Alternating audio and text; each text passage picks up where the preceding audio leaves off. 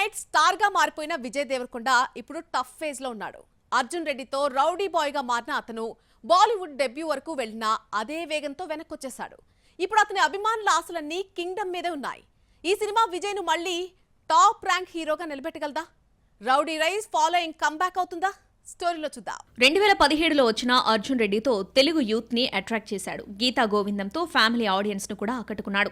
Social మీడియాలో rowdy brand గా వెలిగిపోయాడు. బాలీవుడ్ నుంచి లైగర్ అంటూ బిగ్ డెబ్యూ వచ్చింది. కానీ సినిమా పాన్ ఇండియా రేంజ్ లో సరిగ్గా ఆడలేదు. దాంతో అక్కడ కూడా అపజయాలు మొదలయ్యాయి.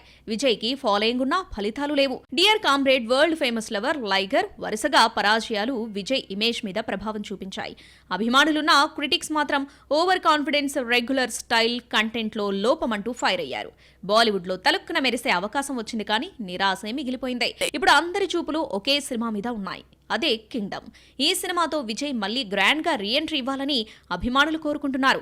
గౌతమ్ తిన్ననూరి దర్శకత్వంలో Anirudh music, junior NTR teaser voice, ఇలా సినిమాకి సాలిడ్ హైప్ ఉంది. ఎందుకో ఏమో గానీ ఈ మూవీ ఓటీటీలో రిలీజ్ అవుతుందనే బజ్ ఏర్పడింది. కానీ ఇప్పుడు ఈ నెల 31న రిలీజ్ డేట్ తో పాటు పాన్ ఇండియా రేంజ్ లో రిలీజ్ అంటూ క్లారిటీ వచ్చేస్తుంది. ఇప్పటికే ఈ మల్టీ లాంగ్వేజ్ ప్రాజెక్ట్ కి భారీ క్రేజ్ వస్తుంది. హిందీ టీజర్ కు రణబీర్ కపూర్, తెలుగు వెర్షన్ కు జూనియర్ ఎన్టీఆర్, తమిళ టీజర్ కు సూర్య వాయిస్ ఓవర్ ఇవ్వడం విశేషం. స్టార్డమ్ వస్తుంది వెళ్తుంది, కానీ క్రిటికల్ సిచ్యువేషన్ లో స్ట్రగుల్ ఫేస్ చేసి బౌన్స్ బ్యాక్ చేయగల గట్స్ ఉంటేనే హీరో నిలబడతాడు. విజయ్ దేవరకొండ ఇప్పుడు ఆ ఫైట్ లో ఉన్నాడు. కింగ్డమ్ విజయం తన కెరీర్ కు కింగ్ సైజ్ టర్నింగ్ అవుతుందా, లేదంటే మరో ఫ్లాప్ ఫేస్ చేయక తప్పదు.